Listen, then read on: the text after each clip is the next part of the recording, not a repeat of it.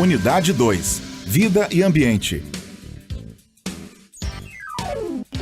Aula 7.2. Conteúdo: métodos contraceptivos e ISTs, infecções sexualmente transmissíveis. Habilidade: distinguir os métodos contraceptivos e reconhecer as infecções sexualmente transmissíveis.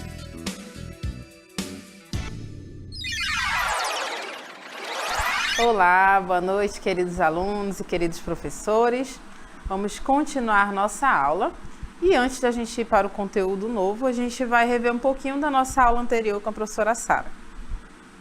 Então, na aula anterior, a gente falou ali sobre os direitos sexuais das pessoas, né? Então, a gente viu aí que nós temos aqui os direitos, né? Acesso aos serviços de saúde, né? Reprodutiva e sexual é direito de todos.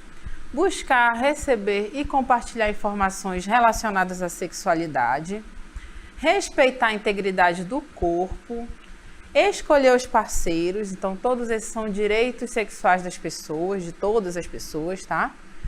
Decidir ser ou não sexualmente ativo, ter relações sexuais consensuais, então são direitos também, decidir se quer e quando quer ter filhos, e lutar por uma vida sexual satisfatória, segura e prazerosa. Então, isso é direito de todos, tá? Então, esse foi o conteúdo, um pouco do conteúdo que a gente teve ainda agora com a professora Sara. E a gente vai continuar nessa linha, mas vamos ao desafio para vocês verem como vai ser a nossa aula agora. Então, no nosso desafio, eu pergunto para vocês, como a gravidez na adolescência afeta a vida dos jovens? Então, a gente tem aí casos na nossa família, pode ter acontecido com a gente, né? Casos com os nossos amigos. Então, como você acha que a gravidez pode afetar na vida dos jovens? Não só da jovem mãe, né? Como a gente vê na imagem, mas do jovem pai também. Como é que isso afeta, tá? Então, esse é o nosso desafio. E aí, falando sobre gravidez, a gente vai falar sobre métodos contraceptivos, tá? Então, a gente vai estudar um pouco agora sobre os métodos contraceptivos que a gente encontra aí no mercado e que podem ser utilizados para evitar a concepção, né, evitar a gravidez indesejada e também evitar a contaminação por doenças, na verdade, por infecções sexualmente transmissíveis, tá? Então, a gente vai ver alguns desses métodos agora. Então, os métodos contraceptivos, já nos dizem aí o nome, são contra a concepção. Ou seja, é contra ali a fecundação. Faz com que as células sexuais não se encontrem e aí a gente vai ter diferentes tipos de métodos, né? Então aqui, métodos contraceptivos são o quê? Contra a concepção. Então vai evitar, esses aqui eles vão evitar com que a gravidez aconteça, tá? Isso não quer dizer que eles sejam também eficazes para prevenir contra as infecções sexualmente transmissíveis, tá? Então, todos esses métodos contraceptivos evitam a gravidez, certo? E somente alguns previnem as ISTs, que são infecções sexualmente transmissíveis, tá? Então, aí na imagem a gente já observa aqui o anticoncepcional injetável, né? Tem aqui também as pílulas, que são muito comuns. Temos aqui dispositivos que são intradérmicos, né, colocado abaixo da pele. Diafragma, DIU, adesivo com hormônio. Esse anel também possui hormônio, tá? Então funcionam como se fossem ali as pílulas. Então, esses métodos todos são contra a concepção, ou seja, contra o encontro do espermatozoide com o óvulo, impedindo assim a fecundação e, consequentemente, a gravidez, tá? E aí a gente vai ver cada um deles só para a gente entender melhor como é que eles funcionam. Então, vamos lá. O primeiro deles é o método hormonal, que é uma combinação de hormônios sintéticos que imitam os nossos hormônios naturais, né? E inibem a ovulação, tá? Então, esses hormônios, eles vão ali imitar o estrogênio, a progesterona e vai ter ali uma dose, né? No caso aqui das pílulas, vai ter uma dose diária em que as mulheres vão tomar, e aí elas têm que tomar bem direitinho, né? De preferência no mesmo horário, para que não haja ali furo, para que não haja ali um furo na prevenção à gravidez, tá? Então, esses hormônios sintéticos inibem a ovulação. Logo, o ovário não vai liberar o óvulo lá para a tuba uterina. Então, as mulheres podem ter relação sexual o mês todo, né? Que não vai ter ali óvulo esperando os espermatozoides, tá certo? Então, esses hormônios inibem a ovulação. Não tem óvulo esperando o espermatozoide, não, tá bom? Mas é interessante com que esses métodos hormonais sejam feitos ali direitinho, sejam tomados direitinho, para que não haja furo nessa inibição da gravidez, tá bom? Então, o mais comum aí são as pílulas, certo? As pílulas têm que ser tomadas diariamente, tem umas que são ali com continuidade, né? Então, tem que tomar ali todo dia, durante todos os meses. Tem umas que tem que tomar e parar por 7 dias, então isso vai depender da orientação médica que receber, tá bom?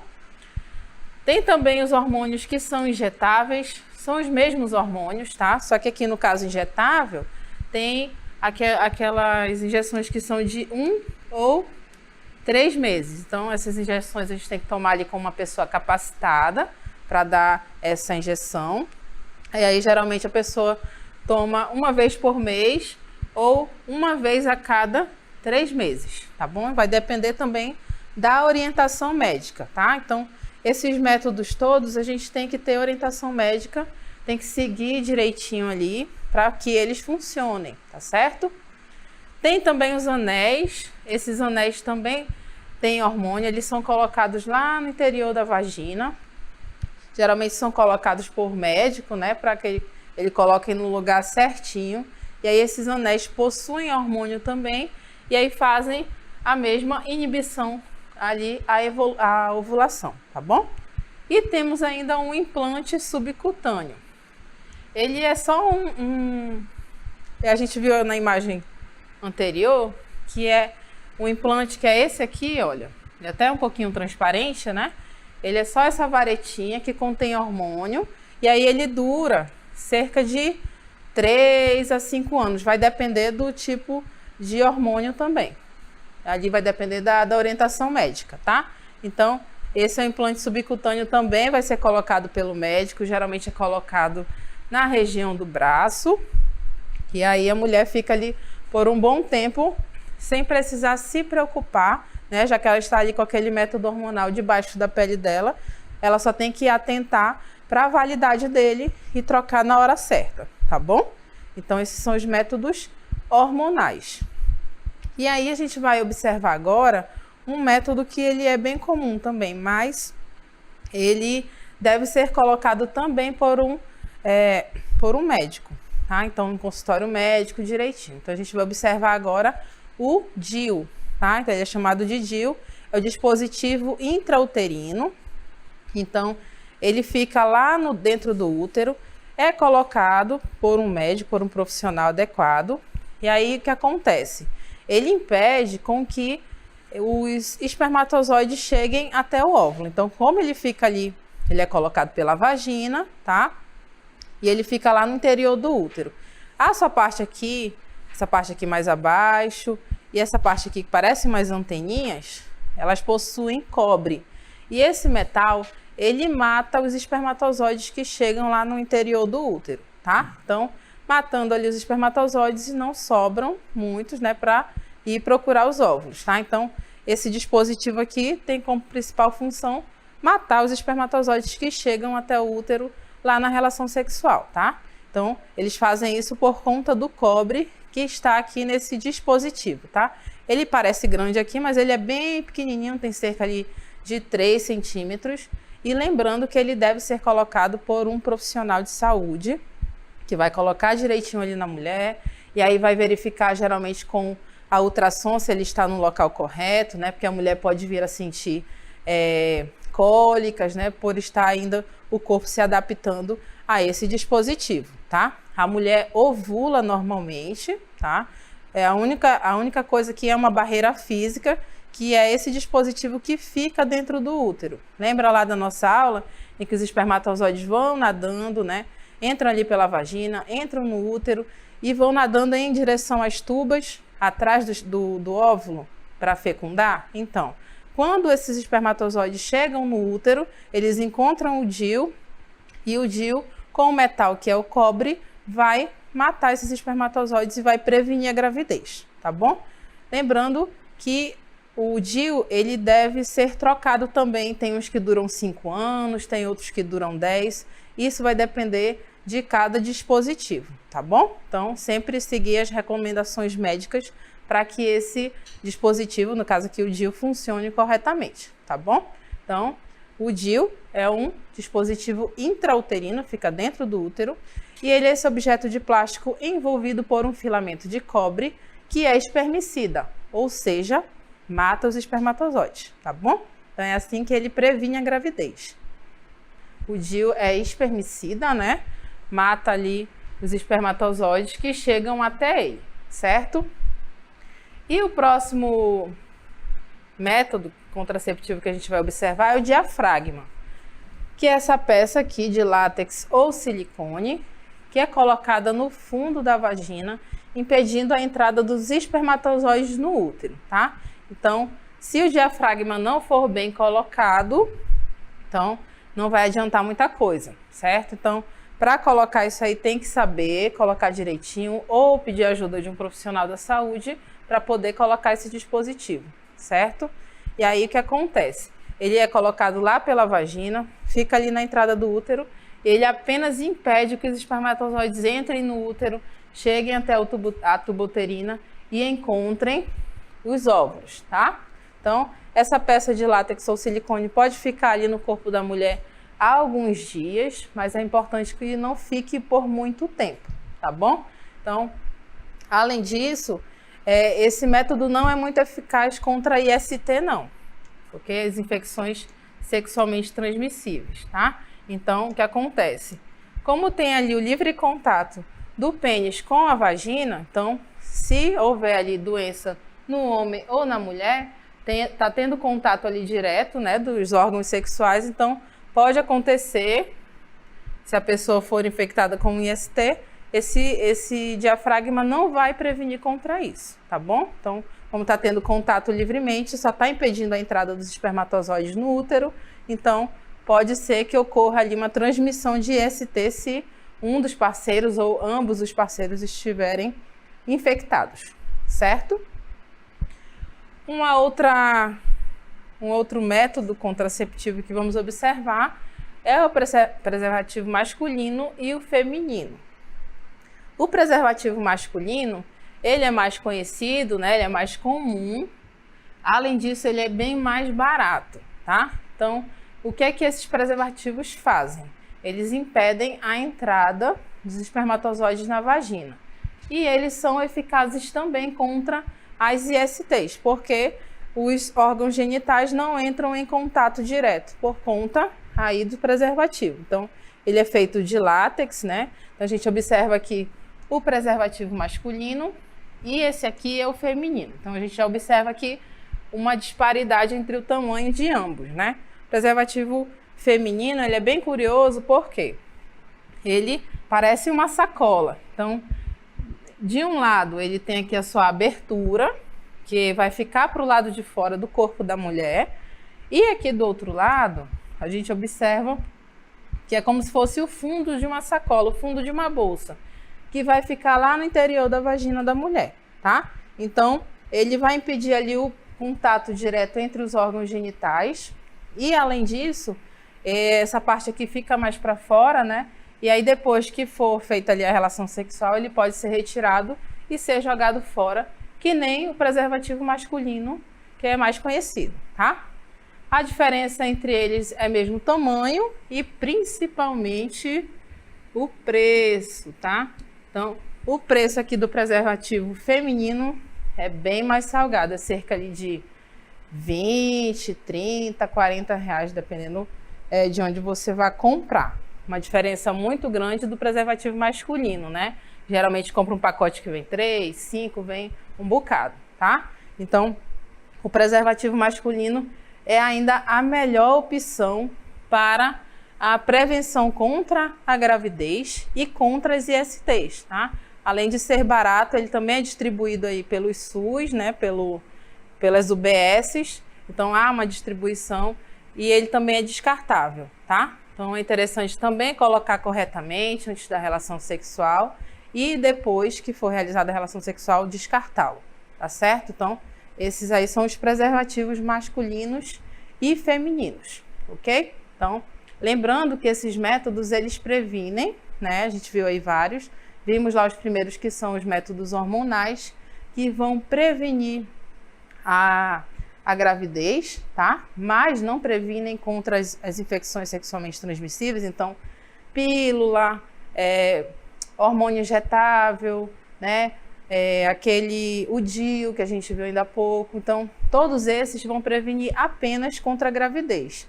Não previnem contra as doenças, tá bom? O que vai prevenir contra doenças são os preservativos masculino e feminino, tá certo? Até o diafragma a gente viu que ele fica só lá na entrada do útero, né? Tem que ser colocado corretamente.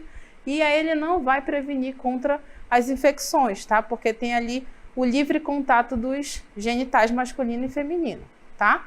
Então, é importante a gente observar isso, que o preservativo masculino e feminino, eles são eficazes tanto contra a gravidez e também contra as infecções sexualmente transmissíveis, tá certo?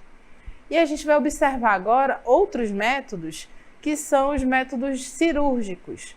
Então, até a professora Sara falou um pouco ontem na aula, né? Vamos observar como que acontece a vasectomia. A vasectomia é essa esterilização cirúrgica que consiste na ligadura e secção. Secção quer dizer corte, tá? Dos ductos deferentes para impedir a saída dos espermatozoides. Então, a gente observa aqui nesse esquema, né? Temos aqui o pênis, o testículo, e logo acima aqui dos testículos, a gente observa o ducto, né? Que sai daqui da vesícula seminal, onde há ali a produção dos espermatozoides. E aí, o que acontece? Esse ducto, ele é cortado, certo? Sendo cortado aqui nesse local, e ali o médico pode dar um nó, ou pode ainda seccionar, né, e cauterizar. E aí o que vai acontecer? O homem continua tendo a mesma quantidade de prazer, continua também ejaculando, apenas na sua ejaculação não vai possuir espermatozoides, certo? Então, tem ali o sêmen, produção de sêmen normal, tá? Lubrificação, mas no seu sêmen não vai ter espermatozoides. Logo, ele não vai conseguir engravidar a parceira dele, certo? Então, com esse corte aqui no ducto deferente, eu tenho um impedimento com que os espermatozoides cheguem até o sêmen e, consequentemente, eu consigo prevenir a gravidez, tá certo? Então, essa é a vasectomia. Pode acontecer, né? O corpo é muito inteligente, muito sábio, pode acontecer dessas células se regenerarem, né? E esse ducto se ligar novamente, tá? Isso pode acontecer, mas são casos raros, certo? Então, lembrando que essa cirurgia, ela não vai interferir ali no prazer do homem, nem na sua libido, tá? Então, é uma esterilização cirúrgica, ela é bem simples, né? O homem recebe ali uma anestesia local, então em poucos dias ele já está ali liberado para suas atividades diárias, tá? Até mesmo para ter relações sexuais, e ele não vai ter um grande corte como acontece nas mulheres, tá bom? Então, essa cirurgia de vasectomia, ela é bem mais simples do que a cirurgia de laqueadura, certo? Falando em laqueadura, olha ela aqui, ó. A laqueadura, ela é feita na região das tubas uterinas, né? Então, é um método cirúrgico que consiste na ligadura e secção, corte, né, das tubas. E isso vai impedir com que os espermatozoides cheguem até os óvulos, né? Lembrando que os óvulos ficam bem aqui, né? Saem aqui dos ovários e ficam por aqui, esperando os espermatozoides aparecerem para acontecer a gravidez, tá? Então, todo mês isso acontece, né? Quando a mulher não toma nenhum método hormonal, certo? E aí, quando há a laqueadura, há o corte aqui nessa região da tuba, olha só. E aí, não há comunicação ali na verdade, ali da tuba com o útero, tá? Então, cortei a ligação, então pode acontecer ali a relação sexual, né? Chegar os espermatozoides aqui, e eles vão chegar e não vão encontrar óvulos, ok? Assim, se previne a gravidez também, tá? Então, esse é um método cirúrgico que pode também acontecer de o corpo regenerar ali as células e essas tubas se ligarem novamente, tá certo? Então, isso pode acontecer, mas é um caso raro, né? É que nem a pessoa ganhar assim na loteria, tá bom? Lembrando que esses métodos, a vasectomia e a laqueadura, não previnem contra as infecções sexualmente transmissíveis, tá? Então, se cuidem, ok? Porque as infecções estão por todos os locais, tá? Então, previne aqui a gravidez, mas não previnem as ISTs, certo? Então, só para relembrar mesmo. Temos um outro método que é utilizado ainda por muitas mulheres até hoje em dia, e ele também tem até aplicativo, né? Que é a tabelinha. A tabelinha é um método bem antigo, em que as mulheres começaram a observar o seu corpo, né?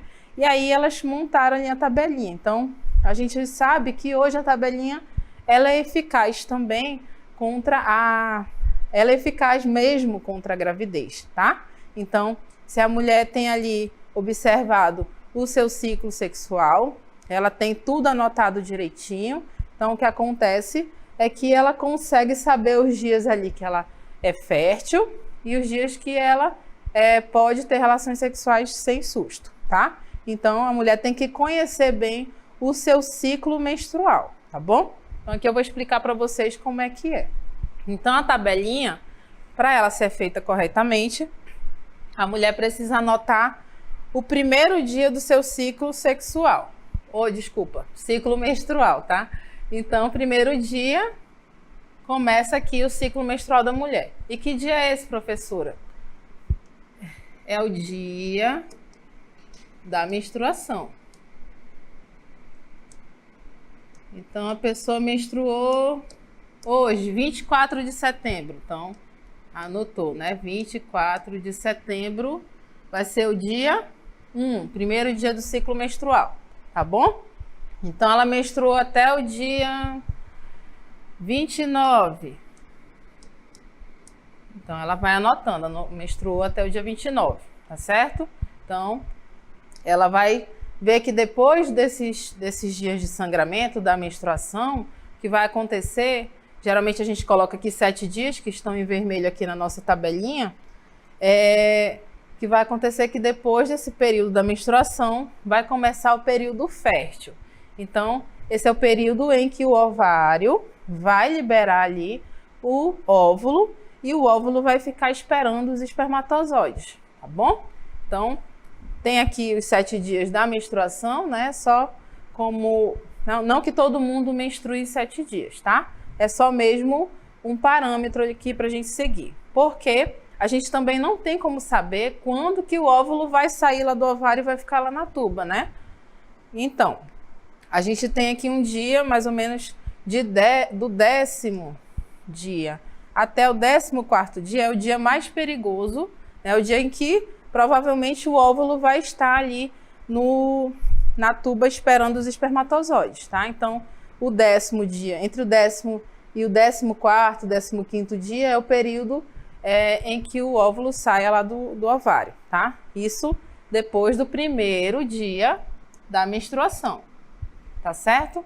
Então, a gente tem aqui uma margem de tempo só de segurança, tá? Para que a pessoa não pratique atos sexuais aqui no período fértil, logo ela não venha a engravidar, tá bom? Então, temos aqui até o 19º dia, ela está proibida de fazer sexo, tá? Isso se ela não quiser engravidar, logicamente. Depois desse período, né, aqui no 20º dia, ela está no período de infertilidade, Então, se o óvulo não foi fecundado, né, ele vai voltar ali pro ovário, vai fazer ali parte ali do corpo lúteo, tá? E aí o que vai acontecer é que esse período aqui do 20º até ela menstruar novamente, né? Isso pode ser aí 26, 27, 30, 32 dias. Isso vai depender de cada mulher, tá? Então, quando ela menstruar novamente, vai começar o ciclo sexual dela novamente, tá? Então, do 20º dia depois que ela menstruou, né? Depois do dia 24 de setembro, né? Só uma hipótese.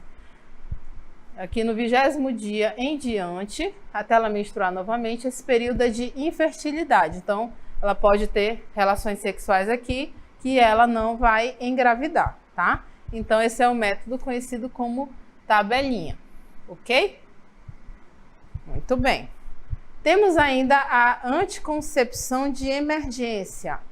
A anticoncepção de emergência são pílulas, né? Conhecida ali como a pílula do dia seguinte.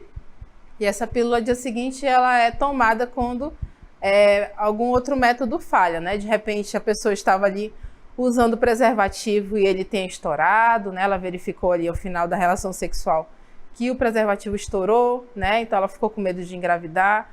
Ou ainda ela tenha tido relações sexuais no dia ali fértil, né? Ela verificou lá na tabelinha.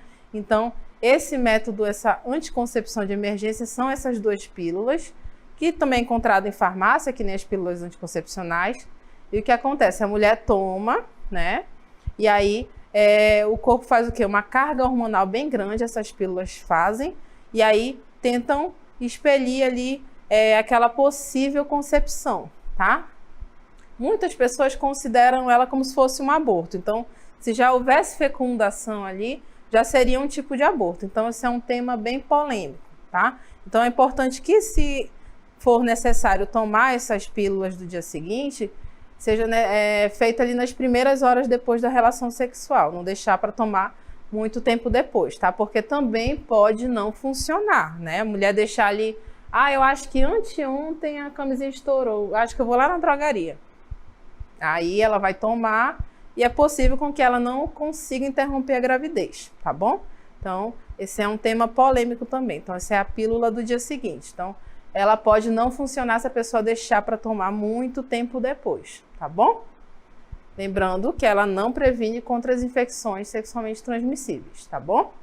Então, vamos continuar. A gente vai falar agora um pouco sobre infecções sexualmente transmissíveis.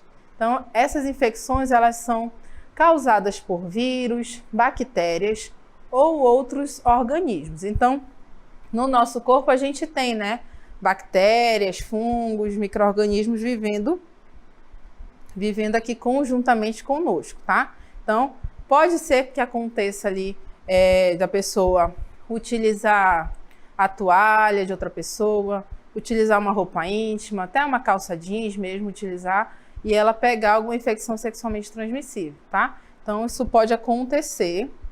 Então, é importante que a gente tenha cuidado com as nossas coisas. A gente não deve emprestar tudo, tá? A gente não deve deixar as outras pessoas usarem nossas coisas íntimas, nossas toalhas também e as nossas roupas, tá? Então, a gente tem que ter um cuidado, tá bom? Então, quem vê cara não vê doença, não é mesmo? Então, a gente vai observar agora algumas infecções sexualmente transmissíveis. Então, vamos lá. Então, aqui nessa tabela, a gente tem algumas delas, tá? Elas são muitas, muitas mesmo. Então, a gente tem aqui as mais comuns. Então, a que eu vou destacar para vocês é a herpes genital. A herpes, ela pode ser passada ali para a boca, né? Quando tem ali uma relação sexual oral, tá? E aí ela também pode ser passada para os genitais das pessoas. Então, aparece o quê? Vesículas e bolhas na região do genital ou na boca, dependendo do que a pessoa fez, né? Então, o que vai acontecer é que há o contágio por meio de ato sexual, tá? Então, o herpes é muito comum, a AIDS também, infelizmente, né? Temos um crescimento aí na AIDS. O agente causador é o vírus do HIV. O que vai acontecer é que há uma queda na imunidade, perda de peso, fraqueza, né? E aparecimento de infecções oportunistas. O problema da AIDS é que ela ainda não tem cura. Então, por isso que eu estou falando para vocês. Tenham cuidado com as suas coisas, tá? Não dividam, não emprestem, ok? Então, essa doença não tem cura. Ela apenas tem um tratamento com medicamentos que visam deixar a pessoa ali mais confortável, né? Mas não tem cura, tá bom? E como tem as infecções ali oportunistas, essa doença, ela é muito ruim porque ela ataca justamente as nossas células de defesa, ok? Tem ainda a gonorreia, ela é causada por bactéria, certo? Então, um dos sintomas são coceira, corrimento purulento, ardor a urinar, a pessoa pode ter várias micções, né, urinar várias vezes, e isso também pode levar à infertilidade, a pessoa não conseguir ter filhos, tá? Então, a prevenção é evitar a multiplicidade de parceiros, usar camisinha, quando a criança nasce deve ser verificado ali, geralmente é colocado uma solução, né, diluída em nitrato de prata, prevenindo ali com que a gonorreia passe para os olhos da criança, quando a criança nasce, tá? Tem ainda a sífilis, que é causada por bactéria. Essa doença ela é uma ferida coberta de secreção clara, né? E ela pode ser pouco dolorosa. Então, ela pode levar a complicações no sistema nervoso central e também no sistema cardiovascular. Então, prevenção é usar preservativos, reduzir o número de parceiros sexuais também, fazer o diagnóstico em mulheres de idade reprodutiva e em seus parceiros, e realizar testes, tá? Então, quando a mulher tem a intenção de engravidar, ela geralmente faz o teste para verificar se ela não tem essa doença, que ela é muito grave em recém-nascidos, tá bom? E aí vamos observar aqui outra doença que é o cancro mole, ou pode ser chamada de cancroide, tá? Então, ela é causada pela bactéria Haemophilus ducreyi e ela é mais frequente nas regiões tropicais, ou seja, nas regiões mais quentes do nosso planeta, tá? Os sinais dela e sintomas são feridas múltiplas e dolorosas de tamanho pequeno, com presença de pus, que aparecem com frequência nos órgãos genitais, no pênis, no ânus e na vulva. Podem aparecer nódulos, caroços ou ínguas na virilha, tá? Que já indica ali infecção, certo? Então, prevenção também é o uso de preservativo. E sempre a pessoa deve consultar um médico. Caso ela sinta ali coceira, tenha alguma feridinha na região genital, então ela deve procurar um médico para verificar o que é, para tomar o medicamento adequado e ela poder se curar, tá bom? A outra doença que eu mostrei para vocês ainda há pouco é o HIV. HIV, né, na verdade é o vírus, é a sigla do vírus, né, da imunodeficiência humana. Ele é o que causa a AIDS. Então, ele ataca o sistema imunológico e ele é responsável por defender, o sistema imunológico, né, é responsável por defender o organismo das doenças. Então, por isso que ele é um vírus muito cruel. Ele vai justamente nas nossas defesas. As células mais atingidas são os linfócitos T, CD4, tá? Então, o vírus do HIV, ele pode entrar ali no organismo e ele vai diretamente até os linfócitos T, ok? Entrando ali, ele começa a se reproduzir, começa a se multiplicar, na verdade, e ele vai matando essas células que são de defesa do nosso corpo, tá? E aí ele vai alterando o DNA dessa célula, que é o linfócito T, e aí faz com que o HIV faça cópias de si mesmo, certo? E aí depois de se multiplicar, ele rompe os linfócitos em busca de outros para continuar a infecção.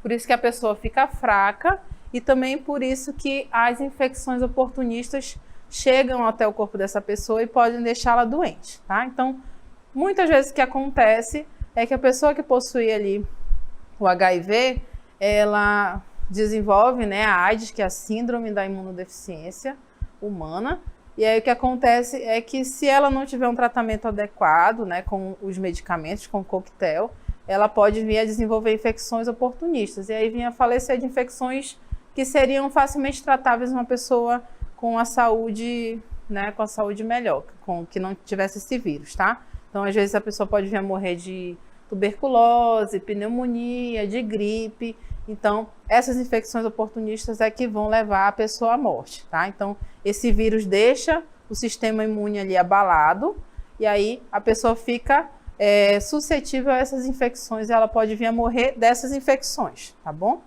E vamos então comentar os desafios, né, professora? O primeiro. Exatamente, né? Sexo e sexualidade. É muito chiado, então uma hora. Sexualidade, então, gente, é comportamental, é como cada um aí vai se relacionar com as pessoas. Sexo pode ser masculino ou feminino, não é a questão aí de ser macho ou fêmea, também pode implicar em relações sexuais, foi isso que a gente falou, e ressaltando a questão do respeito, beleza? Isso, então a gente também abordou outro tema, né, no outro desafio, sobre a gravidez na adolescência. Então, vocês deram aí a sua opinião, foi muito bacana, né? Então, os adolescentes ainda não têm uma responsabilidade suficiente para cuidar de um outro indivíduo, de um bebê. Mas, caso aconteça, né? É bom buscar ali o apoio da família, tá? Buscar ali também não largar os estudos, se possível, é lógico, né? E aí, se isso acontecer, amem a criança que vai chegar, porque, como a professora Sara falou, é uma dádiva de Deus, tá bom? Então, isso pode acontecer com qualquer um, né? Nem sempre na nossa vida acontece o que a gente Planejado, né? O que a gente planejou, mas acontece, tá bom? Então, a gente agradece a participação de todos e deseja a todos uma boa noite e até amanhã. Até amanhã. Tchau, tchau.